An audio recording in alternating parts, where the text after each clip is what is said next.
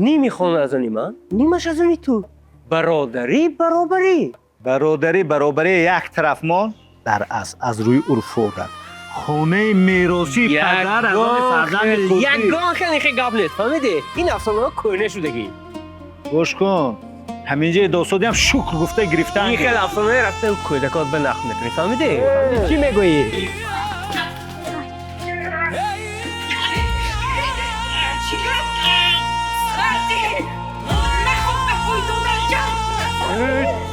شرمنده و گیز یک طرف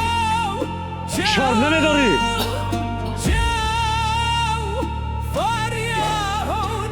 چی گفت خودش چی گفت خودش چی واقعی رخ داد یک کس فهمد چی میگوید گپ زنید ما یک قرار قبول کردیم اکا خوش چی قرار ما خلاصه کردیم که همین خانه تقسیم کنیم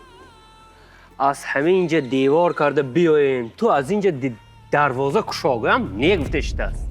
چی؟ پدر زنده؟ شما علاقه میراث تقسیم میکنید؟ این فکری کی به چون این خلاصه اومد؟ یه شرم دارید پدر نفس میکشن سایه اون کس به سر ما اگر پدر فهمد چی میگویند همین یک مرتبه فکر نکردید یه شرم دارید آخر رستم آمده صاحب این خانه نشود گفته خواستیم خانه به دو تقسیم کنیم رستم شما چی میگویید اوه خانه دارد این خانه ما برای لازم نیست تو اکجا مقصد رستم میدونی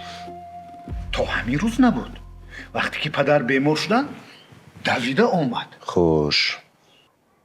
مدامی که خانه تقسیم میکنید چرا 3 قسم نه 2 قسم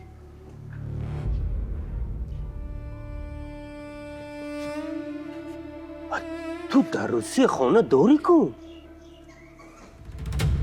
ما فکر کردیم که تو به خانه لازم نیست در تاجیکستان